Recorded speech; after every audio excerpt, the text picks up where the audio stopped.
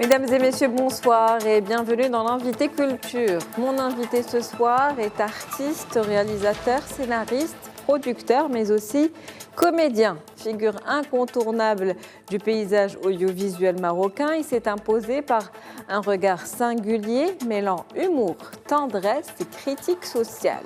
Entre sa présence magnétique à l'écran, notamment dans le sitcom Moroccans in Space, et son talent derrière la caméra pour raconter des histoires, notamment de femmes rebelles ou de créateurs en quête d'absolu, il navigue avec une aisance entre les genres. Il est également formateur et pédagogue. Il transmet aujourd'hui son savoir-faire à la nouvelle génération.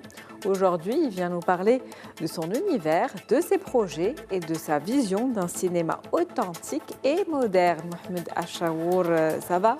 Vous allez bien? Merci pour l'invitation. Bonsoir à vous. Bonsoir. Merci de l'avoir accepté. Merci. Alors, on va revenir un petit peu sur votre parcours, sur on va dire, cet artiste accompli aux multiples casquettes. Vous faites beaucoup de choses et j'imagine que vous vous inspirez aussi également de tout ce que vous faites. Quel a été donc le déclic qui vous a d'abord poussé ou donné envie de réaliser vous-même vos propres films? Je pense que ce déclic, il était là depuis un peu, enfin, mon jeune âge. À l'âge de 13-14 ans, je me suis découvert cette passion pour le cinéma après avoir été une première fois dans un cinéma casablancais où j'ai vu Le Voleur de Bagdad, un film des années 40, avec plein d'effets spéciaux aujourd'hui qui sont un peu obsolètes, mais à l'époque, c'était quelque chose d'extraordinaire. Donc, ça m'a poussé à réfléchir en me disant j'ai envie d'aller derrière cet écran, de découvrir ce qui se passe et de pouvoir un jour devenir un des maestros et des magiciens qui font bouger tout ça. Donc je pense que le déclic était à partir de l'âge de 13-14 ans. Ça a commencé donc très tôt. Très tôt, ouais.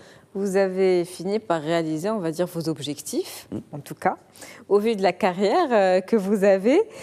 Comment vous arrivez à concilier cette exigence technique du réalisateur et ce regard de réalisateur avec cette liberté aussi d'acteur en termes d'émotion?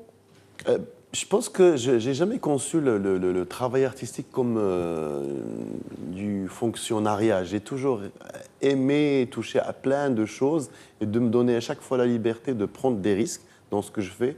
Et je pense que mon intuition me guidant et puis l'envie de bien vouloir faire et de me découvrir à chaque fois et découvrir une facette de moi font en sorte que je prends des risques et ces risques-là me mènent dans des expériences où je prends du plaisir.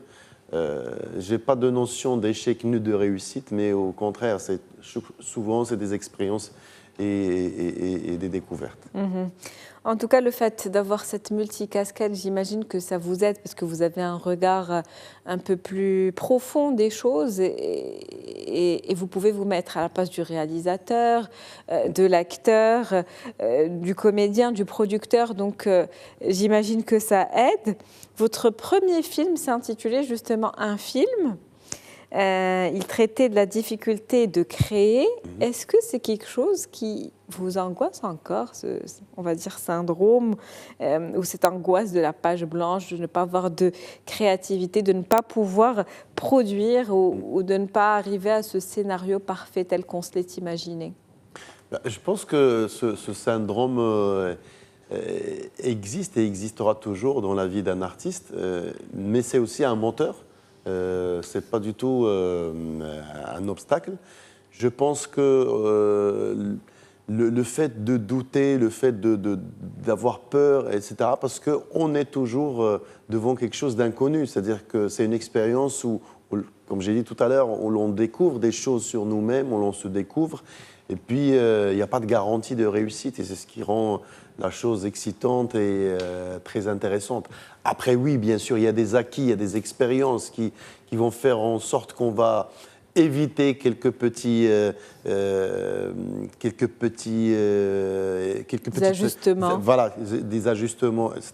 Mais sinon, je pense aussi c'est ce qui ramène un peu de piquant dans la vie d'un artiste, c'est ce monde inconnu où à chaque fois on est là, on fait des sauts comme ça. Et c'est super intéressant. En tout cas, en tant que comédien, vous jouez plusieurs rôles. Mais je pense que le principal, c'est de pouvoir, en tout cas, vous connaître pour pouvoir vous adapter à tous ces différents rôles, n'est-ce pas? Je pense que le travail d'acteur, comme vous l'avez bien dit, c'est de se connaître d'abord. Une fois qu'on se connaît, on peut toucher à une très large palette de personnages. Et donc c'est pour ça que le travail d'un acteur commence d'abord par se découvrir, par une déconstruction de ce qu'on est pour reconstruire l'ensemble et en faire une pâte à modeler qui va nous permettre après l'utiliser dans un sens ou dans un autre. Avec El Hajjat, vous avez rempli les salles de cinéma en jouant sur ce pari d'une comédie sociale jouée par des femmes âgées d'ailleurs. Qu'est-ce qui a créé ce lien si fort avec le public marocain avec ce film? Je pense que c'est le sujet, puis aussi l'attachement qu'on a à cette tranche d'âge. J'ai toujours considéré qu'au Maroc, malheureusement, une fois que nos parents arrivent à l'âge de la soixantaine, parfois même la cinquantaine chez les femmes, la vie finit, alors que non, il y a tout à construire, c'est une nouvelle vie qui commence. Et j'avais envie de dire que ces personnes-là, ce n'est pas que des accessoires dans des salons qu'on va retrouver, ce n'est pas que Jdawatna ou la non-mamie, non.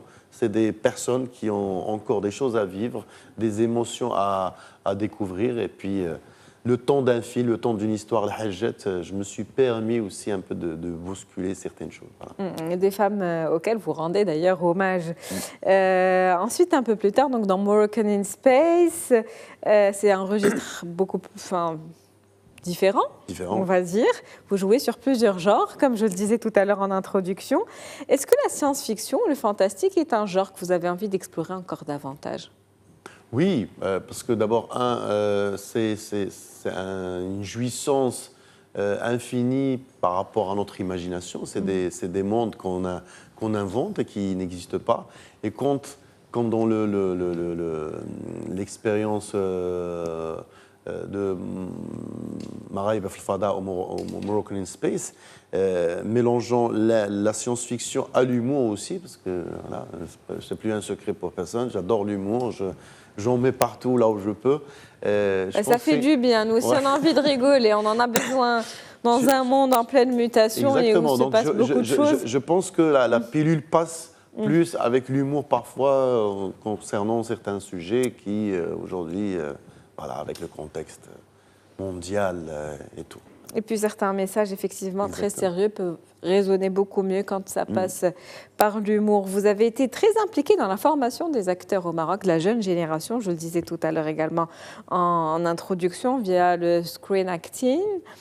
Quelle est selon vous la plus grande lacune aujourd'hui, ou le défi en tout cas pour ces jeunes comédiens qui se lancent dans cette industrie du cinéma? Je pense que quels que soient les instituts ou les écoles d'art dramatique qui existent au Maroc, je pense que chacun apporte sa pierre à l'édifice.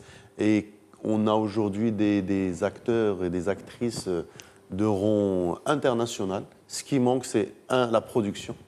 Il faut qu'on ait un peu plus d'offres pour ces gens et puis aussi une variété de personnages où les gens vont s'éclater encore plus. Donc, qui dit personnage, dit écriture, des scénarios, des originalités. Et malheureusement, c'est là où parfois le bas blesse par rapport à... Mais les acteurs, ils sont là. Et c'est des gens qui sont bouillonnants. Ils n'ont envie que d'une seule chose, c'est de prendre des risques, de jouer de nouvelles choses, etc. Et pour aller plus loin dans cette réflexion, vous qui avez une expérience justement sur le terrain, comment pensez-vous qu'on puisse renforcer davantage cette industrie qui est déjà existante aujourd'hui au Maroc, cette industrie cinématographique? Je pense que c'est le concours de plusieurs, disons, acteurs, l'État, le privé, et puis je pense aussi à des instituts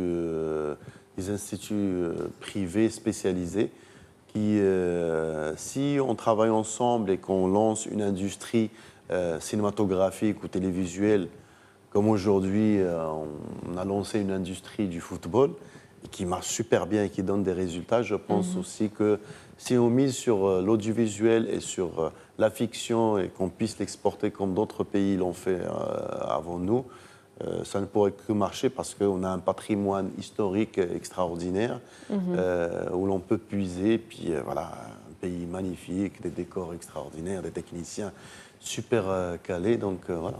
On pourrait exporter nos propres Exactement. productions comme les productions aujourd'hui espagnoles, coréennes, Exactement. américaines. Tout à fait. Comment voyez-vous l'évolution justement du cinéma face aussi à cette, j'ai envie de dire menace, mais je ne sais pas si c'est le bon terme, qui est la montée en puissance du streaming?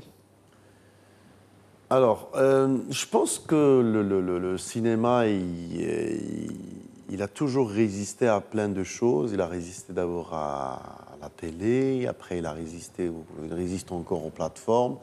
Maintenant, c'est au cinéma aussi de s'adapter, de ne pas être figé dans sa forme classique parce qu'un jour ou l'autre, comme vous l'avez bien dit, on passera à autre chose.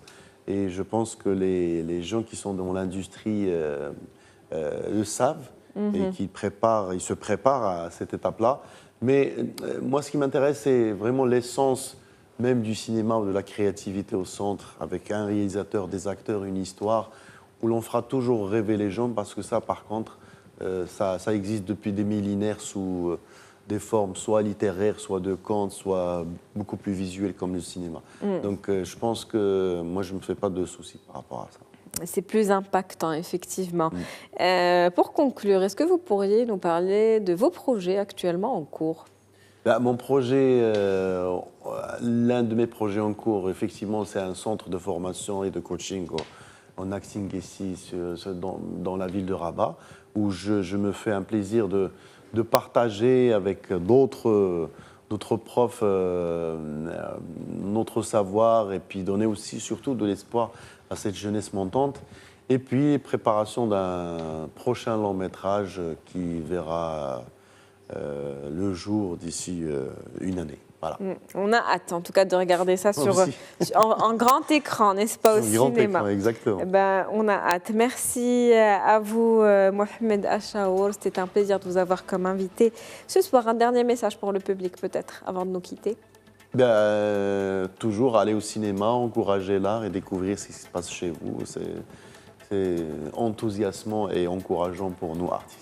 Merci à vous. C'est sur ces derniers mots que se termine cet entretien. C'est la fin d'Invité Culture pour ce soir. Je vous souhaite une très bonne soirée.